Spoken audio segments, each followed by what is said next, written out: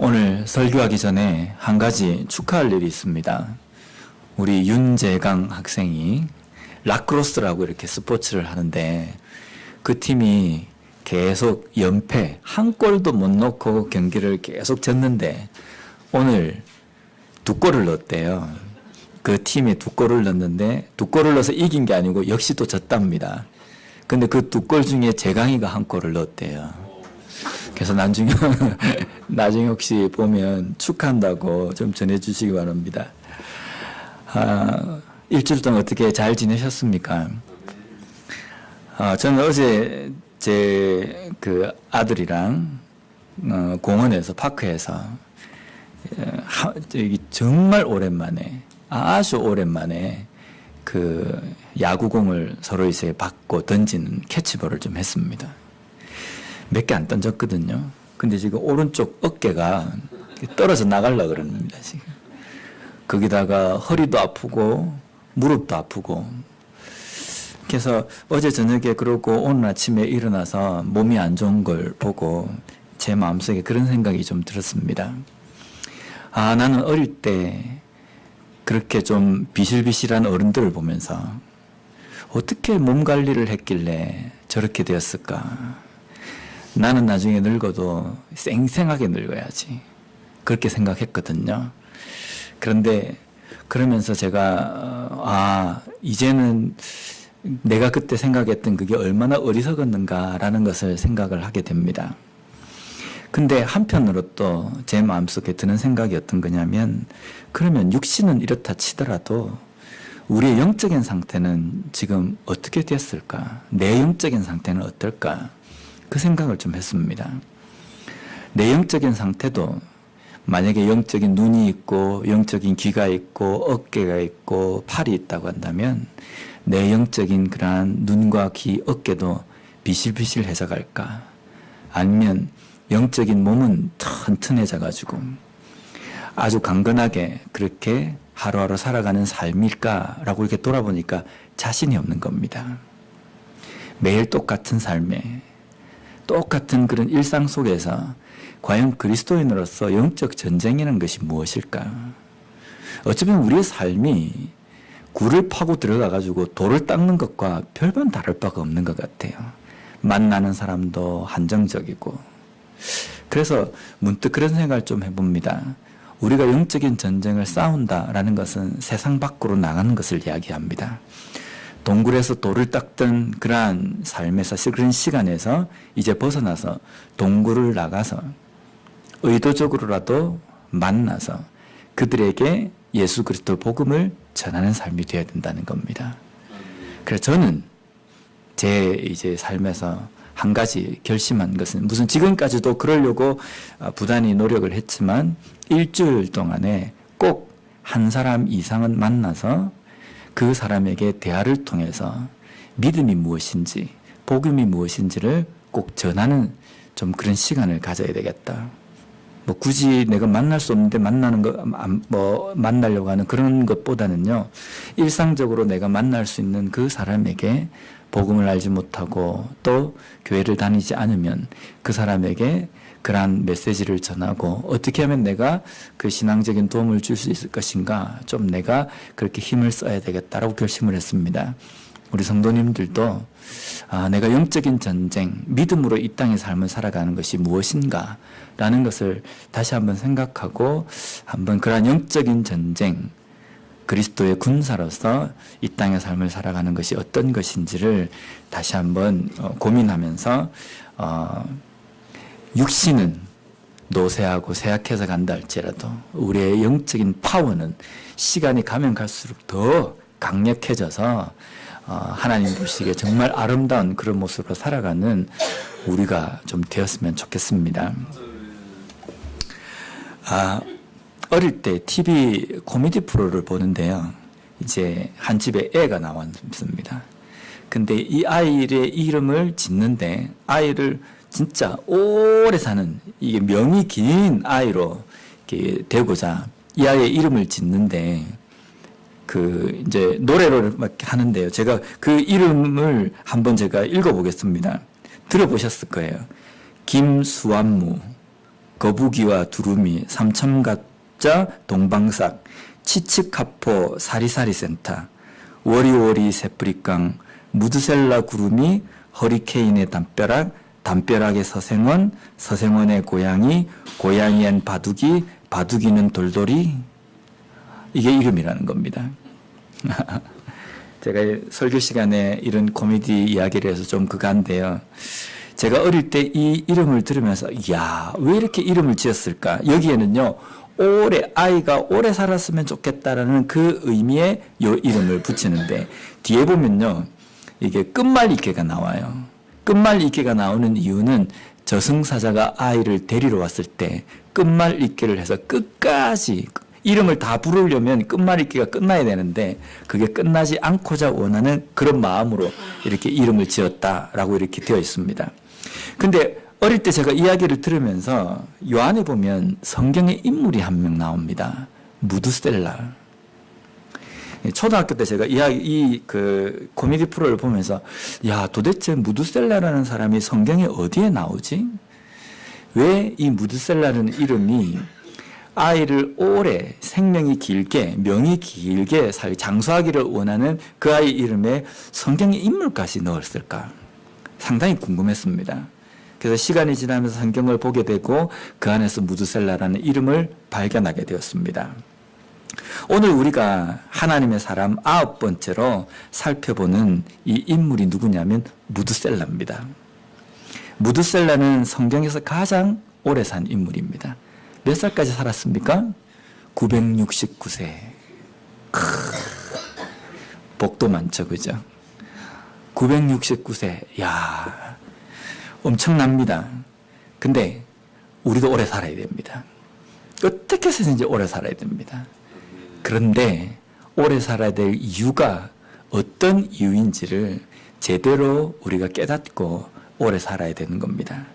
오늘 우리는 이 말씀을 보면서 그런 무드셀라가 969세까지 살았는데 이렇게 오래 산 인물의 삶을 우리가 살펴보면서 우리가 이 땅에서 오래 살아야 하는 이유, 그거보다 그까지 나가기 전에 우리가 이 땅에서 삶을 살아야 되는 이유에 대해서 제대로 깨닫고 또 그것을 알고 또 은혜를 나누는 그런 시간이 되었으면 좋겠습니다. 제가 고등학교 때 이제 갓 졸업하고 난 다음에 20살이 딱 넘었을 때 제 친구들과 그런 이야기를 했거든요. 야, 우리가 벌써 20살이다. 징그럽다. 그 이야기를 한 게 교회 그 복도를 지나가면서 친구들이랑 그 이야기 한 게 기억이 납니다. 근데 그로부터 눈 한 번 감았다가 뜨니까 30년이 지났어요. 그 20살까지 오는 시간에는 정말 시간이 길었다고 생각됐는데 그 20살부터 지금 이제 내년이면 50살이 되는데요. 30년이 언제 흘렀는지 이게 막 그게 안 되는 겁니다. 물론 여기 앉아 계신 우리 성도님들은 저보다 더 아실 텐데요. 그러면 969세를 살았던 무드셀라는 이제 969세 수명이 다 해서 이제 죽을 때가 되어가지고 무드셀라 입을 통해서는 어떻게 말을 했겠습니까? 야, 오래 살았다. 지겹다. 이렇게 생각했겠습니까? 아마 무드셀라도 그렇게 생각 안 했습니다. 인생 참 짧다. 969세를 살았음에도 불구하고 인생이 어떻게 이렇게 빨리 가는가? 그렇게 고백하지 않았겠습니까? 우리가 이 무드셀라를 살펴볼 때예요. 무드셀라가 하나님의 사람으로서 신앙을 지키면서 살았느냐라는 것에 좀 조심스럽습니다. 왜냐하면 무드셀라에 대한 자료가 없기 때문입니다. 오늘 읽은 이 본문이 전부입니다. 이 몇 절 안 되는 이 절을 통해서 무드셀라가 언급되어 있지만 무드셀라가 어떤 신앙의 삶을 살았고 또 하나님 앞에 어떤 사람이었는지에 대해서 우리는 알 수가 없습니다.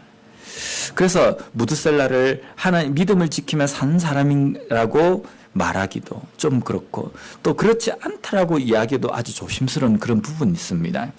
그래서 이 무두셀라를 우리가 좀 한번 살펴보면서 이 시대의 무두셀라로 살아가는 것, 그 삶이 어떤 것인지에 대해서 좀 깨닫고 나누는 시간이 되었으면 좋겠습니다. 먼저 우리가 읽은 본문 앞쪽에 있는 5장 22절 말씀을 우리가 함께 읽어보도록 하겠습니다. 시작. 무두셀라를 낳은 후 300년을 하나님과 동행하며 자녀를 낳았으며. 이게 지금 누구 이야기냐면 우리가 2달 전에 봤던 에녹에 대한 이야기입니다. 에녹은 65세에 이 무두셀라를 낳습니다. 그리고 무두셀라를 낳고 난 다음에 300년을 더 살다가 365세가 되어서 에녹은 죽습니다. 그런데 이 무두셀라가 65세 때 무두셀라를 낳고 300년을 더 살다가 하나님께서 그를 데려가심으로 인하여서 그가 세상에 있지 않았다라고 성경은 이야기합니다. 창세기 5장 24절 말씀을 보면요. 우리 함께 읽어볼까요? 에녹이 하나님과 동행하더니 하나님이 그를 데려가심으로 세상에 있지 아니하였더라. 아멘. 에녹이 이 땅의 삶을 살아가는데 그가 죽음을 맛보지 않고 하나님께서 데려가셨습니다. 이것을 우리가 에녹의 인물을 살펴볼 때 뭐라고 이야기했냐면 에녹이 살던 그 시대에는 세상 사람들이 삶이 악한 삶 가운데 살았기 때문에 그 가운데에 하나님과 동행하고 하나님과 연합한 삶을 살아간 믿음의 사람 에녹.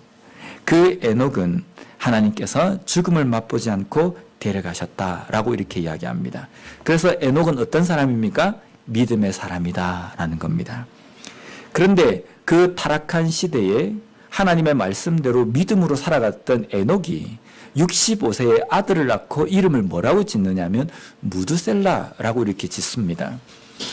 그러면 에녹이 믿음의 사람으로서 아들을 낳고 그 아들의 이름을 뭐라고 지었다고 한다면 그 아들의 이름에는 어떤 큰 의미가 담겨 있다라고 우리가 짐작할 수 있습니다. 그러면 무두셀라는 어떤 의미, 어떤 이름의 의미를 갖고 있는가? 21절 말씀을 우리 함께 읽어보겠습니다. 에녹은 65세에 무두셀라를 낳고, 무두셀라, 오래 산 사람. 근데 이 무두셀라라는 이름은 성인 남자, 건장한 남자를 이야기하는 마트라는 히브리어와 칼을 뜻하는 칼, 창, 병기를 뜻하는 셸라흐라는 이 단어가 합성된 합성어입니다. 그럼 이 두 가지를 합성을 해서 뭐라고 해석을 하냐면요. 칼의 사람, 창을 던지는 사람이라는 뜻입니다.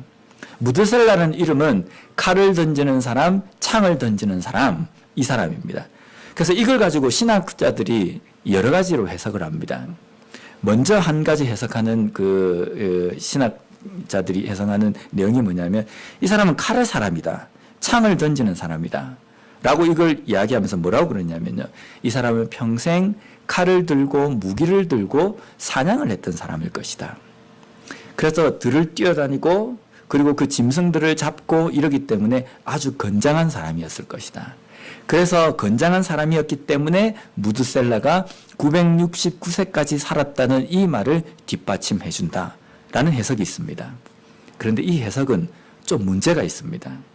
왜냐하면 사냥이라는 것은 짐승을 잡아먹기 위해서 죽이는 거거든요. 근데 짐승을 잡아먹는 그 육식은 언제 하나님께서 허락하셨냐면 노아의 홍수 다음에 허락하신 겁니다. 그렇기 때문에 이 무드셀라가 사냥을 한 사람이다 라고 이야기하는 것은 신학적으로 조금은 문제가 있습니다. 그러면 우리가 궁금해지는 게 뭐냐면 그럼 아벨은 가인과 아벨 때 가인은 농사를 지었고 아벨은 목축을 하지 않습니까? 그러면 아벨이 목축할 때는 이 가축들을 잡아먹기 위해서 했는데 그럼 그때도 육식이 허락됐는가? 그 아벨이 목축을 했다는 것은요.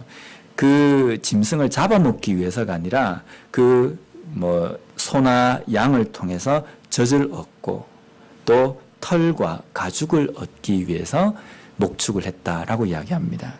하나님께서 공식적으로 인간에게 육식을 허락하신 때는 노아의 홍수 다음에 너희들의 가축을 모든 짐승을 너희들의 식물처럼 허락한다고 이야기하시는 그때부터 시작이 되는 겁니다. 그래서 무드셀라가 칼의 사람, 창을 던지는 사람이기 때문에 그가 사냥을 한 사람이다 라고 해석하는 것은 조금 모순이 있습니다. 그럼 또 한 가지로 그 무드셀라는 이름을 어떤 식으로 해석을 하냐면요. 옛날 전쟁에는 보면 총과 이런 대포나 이런 걸로 싸우지 않고 칼과 창으로 싸우지 않습니까? 근데 양쪽 나라의 진영에 군대가 있고 이 진영에서 섞여가지고 싸우기 전에 각각 그 나라의 그 군대의 대표 그 장수가 나옵니다. 그래서 1대1로 겨루는 겁니다. 그 1대1로 겨뤄가지고 거기에서 지는 장수 쪽의 군대가 사기가 확 떨어져가지고 그 전쟁에서 패하는 경우가 있습니다. 삼국지 영화를 봐도 그렇고 우리가 또 잘 알고 있는 성경에 나와 있는 이스라엘과 블레셋의 싸움에서도 보면 골리앗이 대표로 나오고 이스라엘에서 대표가 한 명 나옵니다. 누가 나왔습니까? 다윗이 나왔잖아요. 그 두 사람이 싸웁니다. 그래서 골리앗이 그 자리에서 죽습니다. 그러면 블레셋의 군대들이 골리앗 하나 죽었기 때문에 이쯤이야 하고 우악 덤빌 수 있지만 거기서 완전히 패해버립니다. 그렇기 때문에 이 전쟁에서 이 칼을 던지는 사람, 창을 던지는 사람, 이 대표 장수가 아주 중요한 겁니다. 그래서 그 대표로 나온 장수를 바로 창을 던지는 사람이라고 이야기합니다. 그렇기 때문에 어떤 의미가 있냐면요. 창을 던지는 사람이 죽으면 모든 것이 끝이 난다라는 의미로 사용이 되어졌습니다. 그러면 이것을 이제 성경적으로 돌아가가지고 에녹이 자기의 아들의 이름을 무드셀라라고 지은 것은 여기에 담겨 있는 의미가 어떤 뜻이냐면요. 그가 죽으면 하나님의 심판이 오게 된다라는 하나님의 계시를 받고 아들의 이름을 무드셀라라고 지었다는 겁니다.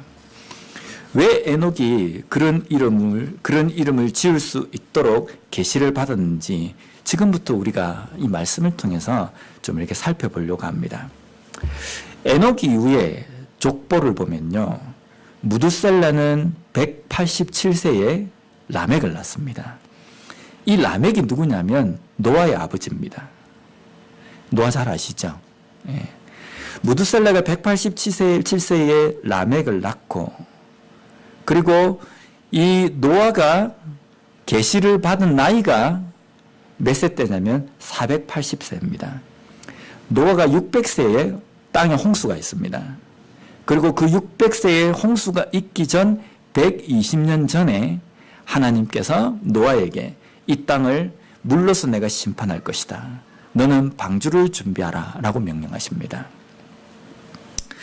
창세기 6장 3절 말씀을 보면요. 우리가 함께 읽어볼까요? 시작. 여호와께서 이르시되 나의 영이 영원히 사람과 함께 하지 아니하리니 이는 그들이 육신이 됨이라. 그러나 그들의 날은 120년이 되리라 하시니라.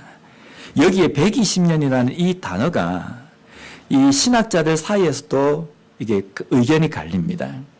어떤 신학자는 이 120년이 노아가 방주를 짓는 시간이다 라고 이렇게 표현하고 또 어떤 신학자들은 이 120년이 앞으로 이 인간들이 수명이 훅 줄어들 것이라는 것을 이 비유적으로 말씀하신 것이다 라고 해석하는 신학자들이 있고 또 어떤 신학자들은 노아가 이 계시를 받고 120년 이후에 물로써 심판을 할 것이라는 하나님의 정확한 기간을 이야기한다라고 이렇게 해석을 합니다. 저는 신학자들이 이렇게 갈라지니까 제가 이게 맞다 저게 맞다라는 쪽보다는 저는 이 120년이라는 것이 하나님께서 노아에게 계시를 하시고 그로부터 120년 이후에 이 노아의 홍수가 있었다는 해석을 좀 저는 신뢰합니다. 그러면 노아가 600세에 홍수가 있었기 때문에 120년 전으로 이야기하면 노아가 480세 때에 이 홍수 심판에 대한 계시를 받습니다. 그런데 이때 노아의 아버지 누굽니까? 라멕의 나이가 몇 살이냐면요. 662세입니다. 662세. 그러면 무드셀라, 노아의 할아버지인 무드셀라의 나이가 몇 살인지 아십니까? 모르시죠? 제가 계산을 했습니다. 이때 무드셀라의 나이는 849세입니다. 무드셀라가 969세에 죽었는데 849세는요. 120년 전입니다. 한창 때라는 겁니다. 무드셀라가 849세, 그의 아들 라멕이 662세, 아직 죽기 전입니다. 그리고 노아가 480세. 그러면 노아에게 하나님께서 계시하시는 이 홍수의 심판을 노아만 들은 것이 아니라 노아의 아버지 라멕도 듣고 노아의 할아버지 무드셀라도 들었다라고 추정합니다. 왜냐하면 이 이후로부터 이제 되어지는 이 상황들을 보면요. 그 계시를 받고 난 다음에 120년이라는 시간이 지난 다음에 홍수가 있는데 노아의 아버지 라멕은 홍수가 있기 5년 전에 죽습니다. 115년 이후에 죽습니다. 그런데 홍수가 있는 그때까지 무드셀라는 살아 있습니다. 그리고 무드셀라가 언제 죽느냐면요. 홍수가 있는 그 해에 죽는다는 겁니다. 이 이야기를 듣고 신학자들이 어떤 식으로 이제 해석을 하냐면요. 무드셀라의 이름에서 칼을 가지고 사는 사람, 창을 가지고 사는 남자라는 이 말뜻이기 때문에 그가 포악한 사람일 것이다. 그래서 그가 969세까지 살다가 홍수 때문에 죽은 것이다. 이렇게 해석하는 신학자도 있습니다. 그런데 성경을 창세기를 가만히 읽어보면요. 하나님께서 이 성경에 족보를 기록하신 이유가 한 가지가 있습니다. 역사적인 사실을 증명하시기 위해서 오랜 계획과 그리고 하나님의 뜻이 여기에 담겨 있다는 것을 말씀하시기 위해서 족보가 등장합니다. 근데 창세기에 나와 있는 이 족보에 아담의 족보 중에 셋의 계보와 가인의 계보가 나누어집니다. 하나님께서 셋의 계보와 가인의 계보를 나누시는 이유는 하나님의 택한 계보 그리고 그 반대에 서 있는 계보를 대립을 시켜 놓은 겁니다. 그러면 셋의 계보를 쭉 잇는 인물들 이름이 나오잖아요. 근데 그 사람이 그 아들 한 명만 낳은 것이 아니라 그 아들 외에도 많은 아들이 있었습니다. 근데 그 아들을 한 명 한 명을 통해서 이어지는 이 계보를 해놓으신 것은 이 계보에 드러난 이름이 하나님께서 택하시고 인도하시는 사람, 믿음의 사람이라는 것이 여기에 담겨 있다는 겁니다. 그렇기 때문에 무드셀라가 홍수 때문에 끝까지 하나님 말씀을 안 듣고 살아가다가 홍수 때문에 죽었다라는 것은 조금은 문제가 있는 해석입니다. 그렇다고 한다면 어떤 해석을 우리가 좀 이렇게 신뢰하고 받아들일 수 있냐면 이 무드셀라는 창을 던지는 사람으로 창 던지는 사람이 죽으면 모든 전쟁이 끝이 나버린다. 즉 무드셀라가 죽으면 이 땅 가운데 심판이 있다라고 그 의미를 가지고 에녹이 자기의 아들의 이름을 무드셀라라고 지었다라는 쪽에 우리가 이제 해석의 신뢰를 가지는 겁니다. 왜냐하면 무드셀라가 죽는 그 해에 하나님의 홍수의 심판이 있었기 때문이라는 겁니다. 왜 하나님은 무드셀라를 969세까지 살게 하셨을까? 궁금하지 않습니까? 분명히 하나님께서 969세까지 무드셀라를 살게 하신 데에는 우리가 알 수는 없지만, 구체적인 것은 알 수 없지만 우리가 보편적인 그 성경의 뜻을 통해서 우리가 알 수 있는 것은 무드셀라의 969세 인생을 통해서 하나님께서는 하나님의 뜻을 드러내시고 하나님의 영광을 드러내시고 하나님의 계획을 드러내시는 겁니다. 하나님께서는 969세 동안 무드셀라의 인생을 통해서 하나님의 뜻을 나타내시고자 원하셨다는 겁니다. 그 뜻이 무엇입니까? 이제 곧 내가 죽게 되면 무드셀라 내 인생이 끝나는 그때에 하나님의 심판이 있을 것이다 라는 겁니다. 이 심판을 하나님께서는 노아 때에 이루시는데 무드셀라는 그 심판을 전해야 될 메신저로서의 사명을 가지고 이 땅의 삶을 살았다라는 겁니다. 근데 한 가지 문제가 있습니다. 무드셀라는 아버지 에녹을 통해서 또 손자인 노아를 통해서 심판이 있을 것이라는 예언을 들은 사람입니다. 그런데 그 심판이 어떤 심판이냐면요, 이 땅의 모든 호흡이 있는 자들을 다 죽여버릴 것이라는 겁니다. 물을 통해서 모든 호흡이 있는 짐승으로부터 사람에게 이르기까지 모두 다 전멸시켜버릴 것이라는 겁니다. 이 심판의 내용이 우리가 성경을 읽을 때 노아는 홍수의 방주를 통해서 구원을 받은 사람입니다, 이렇게 생각하니까 아주 동화적인 이야기처럼 생각이 들잖아요. 근데 노아의 홍수가 결코 만만한 일이 아니고 만만한 사건이 아니라는 겁니다. 한번 생각해 보십시오. 이 지구에 물이 차서, 홍수가 차서 모든 코로 호흡하는 그러한 사람들, 짐승이 다 죽는다고는 이거는 어마어마한 겁니다. 두려운 겁니다. 이 두려움의 심판을 기다리는 무드셀라의 삶, 어떤 심정이겠습니까? 기쁘겠습니까? 즐겁겠습니까? 제가 얼마 전에 TV의 여행 프로에서 한 나라를 소개하는 그 프로를 제가 봤는데, 거기 보니까 인도양에는 모리셔스라는 아주 작은 섬나라가 있습니다. 조그만 섬입니다. 근데 이 섬나라가 아프리카 대륙의 동남쪽에 있습니다.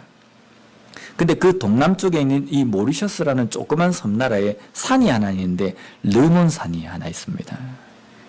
근데 이 르몬산의 이 입구에는 보면 노예길 기념공원이라는 그 길이 조성이 되어 있고, 거기에 하나의 이 기념탑 같은 게 세워져 있습니다. 근데 그 기념탑의 그림이, 그 조형이 어떻게 되어 있냐면요, 산 위에서 사람이 떨어지는 그런 모양이 조각이 되어 있습니다. 이 산이 어떤 산이냐면요, 그 당시 영국이 이 인도도 지배하고, 그리고 이 모리셔스라는 이 아프리카 대륙의 이 섬도 이게 지배를 했습니다. 식민지로 지배를 했습니다. 근데 여기에 사탕수수가 많이 나기 때문에 이 사탕수수의 강제 노역을 위해서 아프리카 원주민들도 노예들로 그쪽에 데리고 오고, 인도에서도 많은 사람들을 노예로 데리고 와가지고 거기서 노예를 시킨 겁니다. 근데 그 생활이 너무 힘들어가지고 이 그 노예 그 생활에서 탈출을 해서 이게 대피하고 도망간 곳이 이 바로 르몬산이라는 겁니다. 이 르몬산에서 노예들이 숨어 지내는데 이 그 영국의 이 그 사람들에 의해서 발견이 된 겁니다. 이제 영국의 이 사람들이, 영국 사람들이 이 노예들을 잡으러 온 겁니다. 그럴 때 그 르몬산에 대피해 있던 이 노예들이 선택을 해야 합니다. 잡혀서 죽느냐, 아니면 잡혀서 다시금 짐승과 같은 노예 생활을 할 것이냐. 그래서 그들이 선택한 것이 무엇이냐면 그 르몬산에서 뛰어내리는 겁니다. 차라리 죽음을 택하는 게 낫다. 그래서 거기에서 수많은 사람들이 뛰어내려서 죽었답니다. 그리고 그 일을 기념하고 추모하기 위해서 그 앞에 기념탑이 세워져 있고 그 길이 조성이 되어 있는 겁니다. 제가 그 TV를 보면서 제 아내와 그런 이야기를 했습니다. 저 당시에 사람들이 얼마나 힘들었을까. 제가 만약에 그 시간에 그 때에 태어났다고 한다면 아마 미쳐버렸을 것 같아요. 이 괴로운 시간을 피하지도 못하고 어떻게 맞서서 싸울 힘도 없고 이러지도 저러지도 못하는데 죽고 싶지만 죽을 만한 용기도 없고 얼마나 힘들었을까. 그러면서 문득 생각한 게 뭐냐면 이 시대에 태어나서 살고 있다는 것이 참 감사하다라는 생각이 들었습니다. 우리나라에는 뭐 6.25 전쟁도 있고 일제치하의 그 역사들도 있었는데 아마 그걸 겪으신 세대들도 아마 그랬을 것 같아요. 이 어렵고 힘든 시간이 언제쯤 지나갈까? 그런데 이러지도 저러지도 못한 상황 가운데 힘들어하면서 얼마나 힘들었을까? 피하지도 못하기 때문입니다.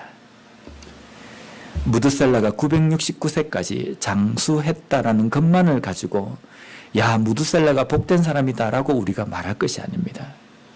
어쩌면 이 전쟁보다도 이 노예 생활보다도 더 무시무시한 생활이, 무시무시한 때가 어떤 데냐면 하나님의 심판입니다. 하나님께서 이 땅을 물러서 다 쓸어버리실 때 무드셀라는 심판이 온다라는 것을 알고 있지만 그가 언제까지 사는지를 알지 못하는 겁니다. 심판은 120년 뒤에 오지만 내 인생은 심판 전에 죽게 될 것인지 아니면 심판을 보게 될 것인지 그 시간에 내가 어떻게 살 것인가 이것이 결정된다는 겁니다. 어떤 삶을 무드셀라가 그 하나님의 계시를 받고 살았겠습니까? 우리는 두 가지의 기로에 서 있을 수 있습니다. 하나는 두려움에 떨면서 힘들어하는 삶을 살 것이냐, 또 하나는 그 시대에 그 심판이 있을 그때에 하나님께서 왜 심판을 이 땅 가운데 내리시는가, 그것을 깨닫고 지금 내 삶에서는 그 심판을 받을 그러한 잘못된 삶을 살고 있는가, 아니면 하나님께서 원하시는 삶을 살고 있는가, 그것을 돌아보면서 사는 것입니다. 무드셀라는 어떤 삶을 선택했는지 우리는 알 수 없습니다. 그런데 우리가 성경을 통해서 짐작할 수 있는 것은 무드셀라는 969세까지 살면서 아버지 에녹으로부터 받은 그 계시와 또 그가 노아가 물로 심판을 하나님께서 내리신다는 그 계시를 받을 때 이 모든 것을 겪으면서 그의 삶은 마지막 때에 살아있는 그 사람들에게 하나님의 심판을 전하는 삶을 살았다라고 우리가 생각하는 겁니다.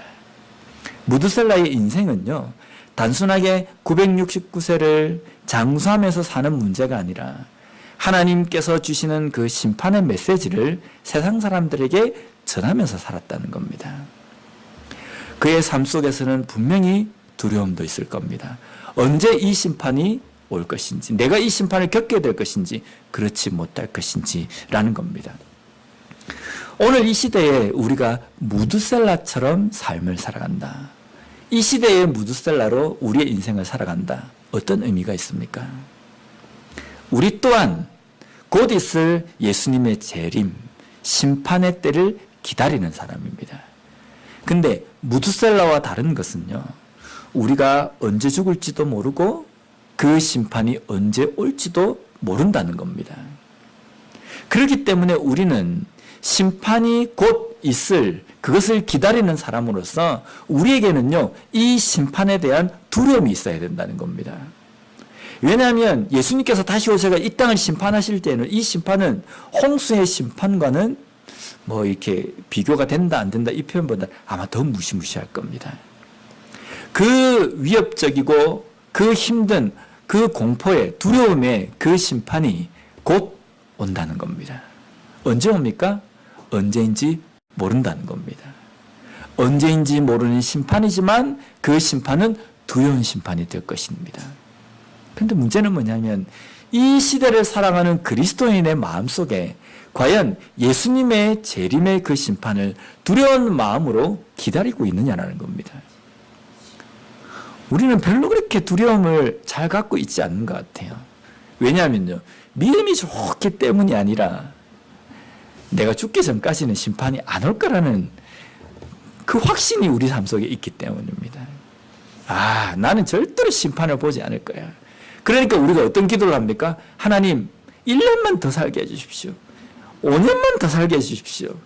무드셀라처럼 오래 살게 해주십시오. 그런 기도를 하는 겁니다. 심판이 곧 올 거라고 하면 어쩌면 우리의 그 생각 속에 기도는 이래야 되지 않습니까? 하나님, 주님의 심판이 오기 전에 제가 하나님의 부름을 받았으면 좋겠습니다. 그 두려운 그날의 그때를 제가 보지 않았으면 좋겠습니다. 이렇게 기도해야 되지 않습니까? 그래서 무드셀라가 복받은 사람이라고 이야기할 수 있는 것은 그가 오래 살았기 때문이 아니라 물로써 이 땅을 심판하는 두렵고 떨리는 그날을 보지 않고 생을 마감했다는 것이 복되다라는 겁니다. 우리의 삶에서 이 시대에 우리는 오래 살아야 됩니다. 왜 오래 살아야 됩니까? 하루라도 더 살면서 내가 이 땅에서 즐길 것을 즐기기 위해서 오래 사는 것이 아니라요. 무드셀라처럼 예수님께서 우리에게 말씀하신 내가 본 그대로 다시 올 것이다. 이 땅을 심판하기 위해서, 그때는 내가 올 때는 이 땅을 심판하기 위해서 이 땅에 온다라고 이야기하신 그 심판을 하루라도 더 전하기 위해서 우리는 하루라도 더 오래 살아야 된다는 겁니다. 하나님 저에게 하루의 시간을 더 주십시오. 더 주시면 제가 이 땅 가운데에 하나님의 그 뜻을 전하고 예수 그리스도의 그 심판을 전하며 복음을 알지 못하는 사람에게 하나라도 더 복음을 전하고 말씀을 가르치는 그러한 시간을 보내겠습니다. 그걸 위해서 우리가 기도해야 되는 것이 진정한 그리스도인의 믿음이라는 겁니다. 그냥 내 삶이 이 땅에서 세상 사람들이 이야기하는 말이 있잖아요. 개똥밭에 굴러도 이승이 최고다. 어떤 사람은 하여튼 우리가 그렇게 하기 위해서 우리가 이 땅에서 최대한 많이 누리고 많은 것을 먹고 많은 것을 우리가 취하고 즐기기 위해서 이 땅에서 오래 사는 것이 아니라 하나님께서 우리에게 주신 그 사명을 제대로 감당하기 위해서 살아야 된다는 겁니다. 그래서 우리의 영적인 눈, 귀, 코, 팔, 다리가 있다고 한다면요. 이 팔과 다리 모든 것들이 우리 육신도 마찬가지입니다. 그냥 고장나서 못 쓰게 되는 것보다는 주를 위해서 사용하다가 눈이 쇠하여지고 주를 위해서 사용하다가 내 손끝이 닳아지고 주를 위해서 복음을 전하기 위해서 달려가다가 내 다리가 다 닳아 없어지는 그런 삶을 살아야 되지 않겠습니까? 나에게 하나님께서 내 인생을 지금까지 연장해 주신 이유는요. 나로 하여금 이 땅에서 많이 누리고 오라고 주신 것이 아니라 나에게 하루 더 기회를 주시는 겁니다. 하루 더 하나님의 일을 하라고 우리에게 기회를 주신 겁니다.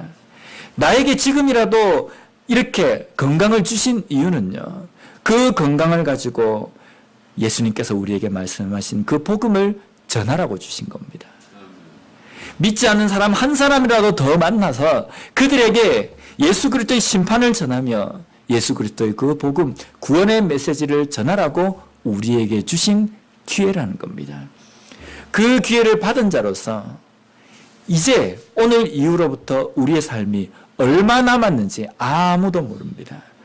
얼마 남았는지 모르는 이 시간 동안에 어떻게 살겠습니까? 내 육신이 어떻게 해서 달아지기를 원하십니까? 복음을 위해서 무드셀라처럼 하나님의 심판, 예수 그리스도의 그 재림, 예수 그리스도의 그 복음을 한 사람에게라도 더, 하루라도 더 전하며 살아갈 수 있는 우리와 우리 교회가 되었으면 좋겠습니다. 기도하겠습니다.